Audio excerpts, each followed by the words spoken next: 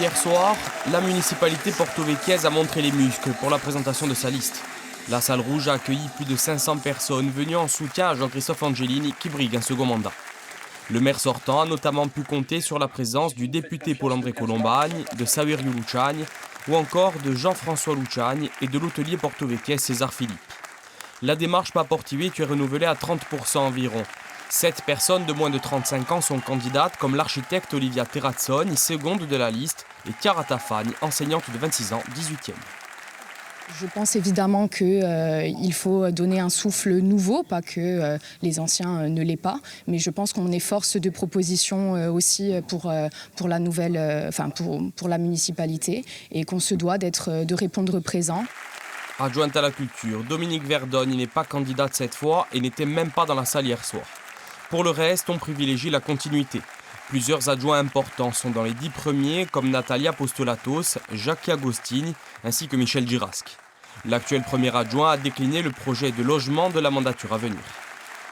J'ai entendu que nous allions construire 1000 logements sociaux sur la commune. Eh bien non, c'est faux. Non, il n'y aura pas 1000 logements sociaux sur la commune. Il n'y aura pas 1000 logements sociaux supplémentaires sur la commune.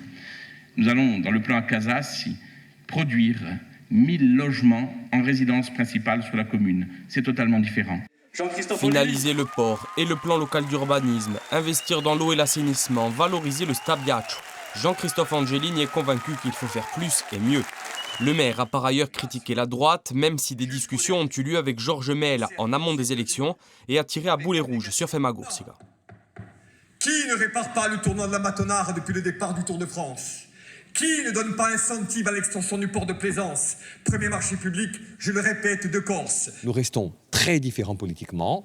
Il n'y a pas eu d'union au premier tour, il n'y aura pas d'union au second tour, et je continuerai, si les porto-vecchiais me choisissent de nouveau pour être leur maire, à prôner la concorde et le mode projet. Travaillons sur ce qui rassemble plutôt que sur ce qui divise. Ça me paraît évident, mais ça n'est pas forcément partagé.